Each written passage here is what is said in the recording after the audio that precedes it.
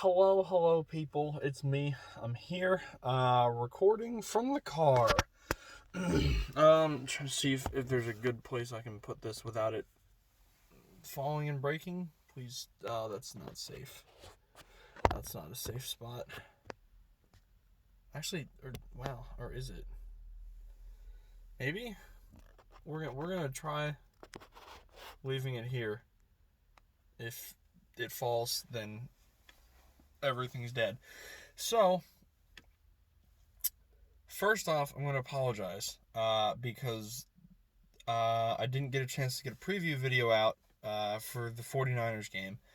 I said in my last video I was going away for the weekend. I was in Ocean City for a kite festival all weekend.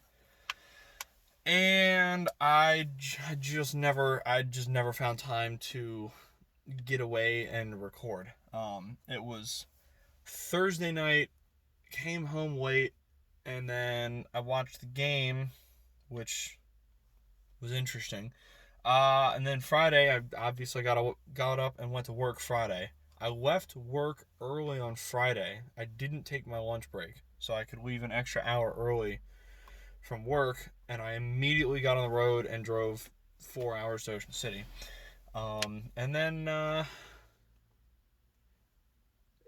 I was busy flying kites and talking to people, so I never had a chance to record.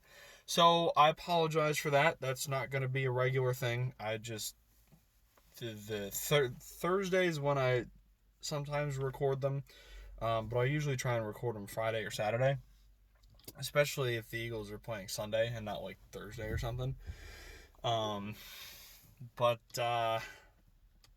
yeah, the whole like Wednesday night through Saturday or Sunday was just insane. I got home Sunday at like 10 of 8, so just in time to sit down and watch the game. So yeah, there just wasn't time for me to record. Like I said, that's not going to be a regular thing. It's just busy this go round. I am actually going to another kite festival this upcoming weekend. I'm going up to Long Beach Island in New Jersey to fly kites. First time ever going to this festival, so I'm super excited for that. All right, now that that's out of the way, let's talk football. We actually have Philly. We actually have something good to talk about this week. It's been a while. I had this. I don't even want to call it an argument, more of a conversation with a guy in one of the Eagles groups on Facebook, and I said, I'll be honest, I did not necessarily think Philly was going to win this game. After watching the Niners play New York and put up 36, and then after watching the Eagles play against Cincinnati, I just didn't have a whole lot of realistic confidence in it. But, as I told the guy on Facebook, I still believed they could win, and I was obviously still rooting for them. But I believed that we could win. So you can think that a team is going to lose while still believing that they can win. The two aren't mutually exclusive. So the game itself, I was terrified going in because we had 3 healthy receivers and they were all kids. Hightower was like brand new, and then the kid, is it Fulgham or Fuglum? Whichever his name is. I believe I heard we took him from the Green Bay practice squad. So, needless to say, I was slightly worried. But the kids showed out, man. I had faith in Greg Ward. I've always been a Greg Ward fan. I was super glad when he got his chances last year, and he made the most of them. So I was confident in him. Now, this next week, I think early indications from what I'm hearing are that Jeffrey should be back. So hopefully that's a little bit of a shot in the arm. But last night, watching that game was exactly what I feel like I've been missing, or I feel like this team's been missing this season so far. And fight, grit, determination, whatever you want to call it. I feel like last night was the first time I'd really seen it from the team as a whole. Wentz, absolutely, I thought showed the fuck up. You could tell he wanted this game. As you could, I mean, especially like in his runs, like he wasn't running and sliding. He was running and diving for extra yardage, taking people on. And did you see him? The one time they put Hurts in the game as a gadget player, mind you. Like I said, and Wentz is out. He's playing split wide tight end, and he's got a corner on him, and I think it was a run. It was a run play, but he's like out there like blocking and hand fighting with the corner, and it was so goddamn funny. I think I retweeted the clip, but I must have sat there and watched that clip like half a dozen times. It was so funny to me. Wentz wanted that game, man. He really, really did. And so did, I'll tell you what, so did the rest of the team. The receivers all had pretty good nights. That what was it, like 42-yard touch pass down the sideline to the kid Fulgham? Oh my, thing of beauty. And the best part was that's a timing throw. That wasn't like an improv, or that was a timing throw. So Wentz completed a 42-yard timing throw to a receiver that's probably been with the team like no less than a week. That I felt like I was watching vintage Carson Wentz last night. His runs, his escapability in the pockets, even had a deep throw, and he wasn't missing easy shit. You know, I think at one point he missed a crossing pattern to Miles Sanders, threw it kind of low in the dirt. Sanders could have caught it, but it would have been a really tough catch. I think there were one or two more times that he kind of threw passes in the dirt, but they were more like he missed what was like Sanders in the backfield just trying to set up a screen. But Wentz didn't necessarily miss the throw so much as he had to get rid of it early because he had pressure in his face. And I'm not necessarily going to fault him for that one. But other than that one crossing pattern he missed to Sanders, that's really the only mess up I thought Wentz had. I thought Doug's play calling was pretty good as a whole. There was once where he threw, it was a pitch play. We were like midfield, and the Niners just like they were on it like immediately, and I was like, man, you can't throw pitch plays against this defense, man. They don't. The 49ers defense is very well coached. So I don't know. I just don't think shit like that works on them that much. But you can't just throw the ball 40 yards downfield every play of the game either. So you gotta keep trying stuff, and we tried enough stuff to get it to work. People were ragging a lot on Schwartz. I don't understand. I've personally have never understood the Schwartz hate. Because I've been seeing it for years. The only thing I will say about Schwartz last night was when CJ Beathard came in towards the end of the game. Schwartz very much went prevent defense, and Beathard just boom, boom, boom, boom, boom, boom down the field. I'm good with prevent defense if you're up by 20 points or 25 points. I'm good with it. And I'm also good with it, so the last drive, the very last drive of the game, the Niners are trying to go down and score again. And Schwartz is in prevent defense. Keep most of your secondary back so you don't get beat over the top, and keep everything in bounds. And on that particular drive, when there was I don't know, what was it, a minute and a half left in the game, minute and 40, and the Niners had no timeouts, absolutely good with prevent defense in that instance, and to hell with anybody who says otherwise. Because that's what you want to do. Keep things. If you give up 15 yards a play, that's fine, as long as you don't let it get into the end zone. But you give up 15 yards and you keep it in bounds, that's cool. You just burned another 20 seconds off the clock. It has its uses, and I think that's a good use for it. Or like I said, or if you're up by 25 points, then that's fine too.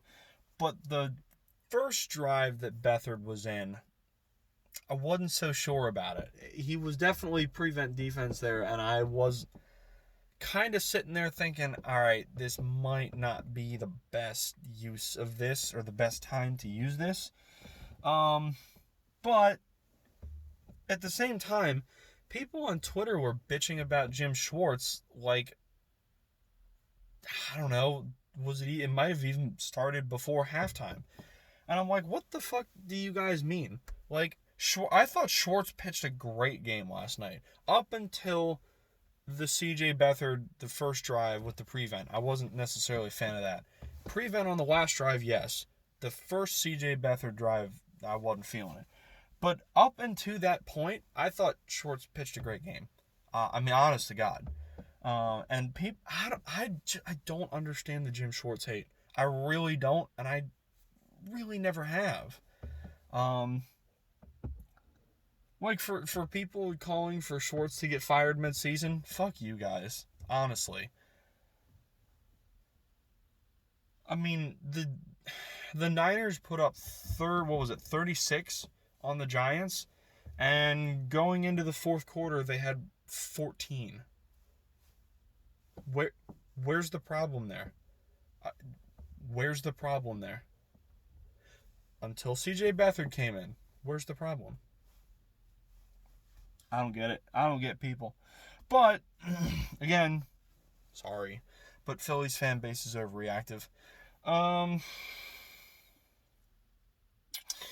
Prime example, by the way, I was thinking about this morning as I was eating breakfast. Prime example of the overreaction from Eagles fans and why it annoys me.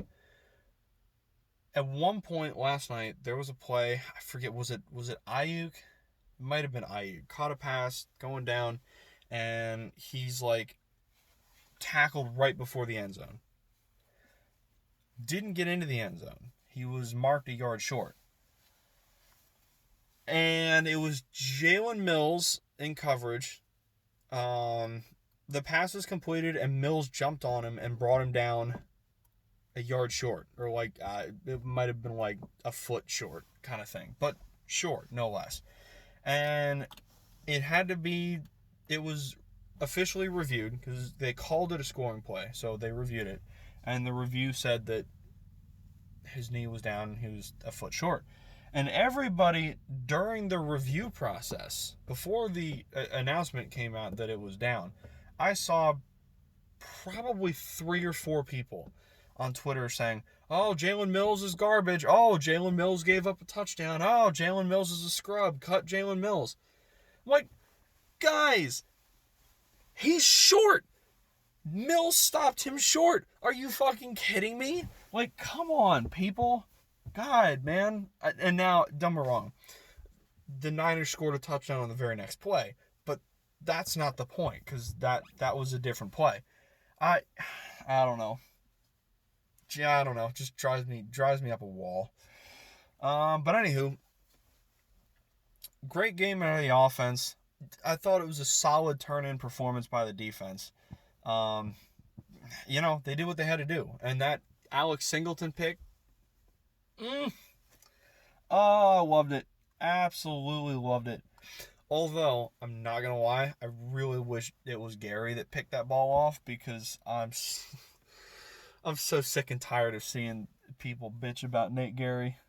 Oh my lord. Is he great? Of course not. Is he even good? I don't know. I personally think he's serviceable. But we don't have any linebackers. That's my problem with the people who bitch about Gary. All right, yeah, Nate Gary's bad, but look at the depth chart. Who else do we have at linebacker right now? Our team doesn't have good linebackers. We just don't. Like it's not like you fucking have Bobby Wagner sitting on the bench. Like what do you want us to do here? We don't have any good linebackers. Is Gary great? No, but neither is anybody else we have. And people say, "Oh, well, it can't be any worse than Gary." Famous last words. By the way, Nate Gary is the team's leading tackler. I don't know after last night, but coming into last night, he was the team's leading tackler. So I saw somebody on Twitter, can't remember who it was like, sarcastically saying, "Oh my God, Nate Gary made a tackle." And I commented on his tweet and said, dude, Nate Gary's our leading tackler, look it up. And of course he didn't reply because he knows he's a fucking moron. But that's neither here nor there. Let's see. Trying to think, where do I want to go with this? Anything else? I'm just so happy we got a win, man. I'm so happy we finally got a win. Jesus Christ. Also, we are currently in first place in the NFC East at 1-2-1. How supremely magic is that? And also, how supremely sad is that? 1-2-1, and we're winning the NFC East. Oh, God. Our division's so fucking garbage. Jesus. Alright, let's see. I'm trying to think of anything else yesterday. Like I said, I was literally on the beach flying kites until like 4 o'clock in the afternoon. So, obviously, I didn't watch any of the football yesterday until I got home and turned on the Eagles game. I called a buddy of mine on the way home, and we were talking. He was reading me off scores and stats. I'm trying to remember what was good. The Cowboys lost. That's always good. Well, all 3 NFC East teams lost. But, Washington lost, and I just expected that. The Giants lost, and I just kind of expected that. But the Cowboys. So the Cowboys got beat by the Cleveland Browns, and the Browns put up 49 points on Dallas.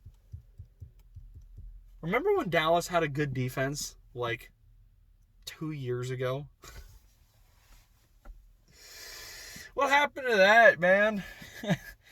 Their defense used to actually be decent. LOL. 49 points by the Cleveland Browns. What I read, it was the first time they'd scored more than 35 since, the 60s or something like that. It was some, crazy number. God. The Cowboys make me laugh, man. That's so funny. Dak Prescott threw for 4 touchdowns and over 500 yards.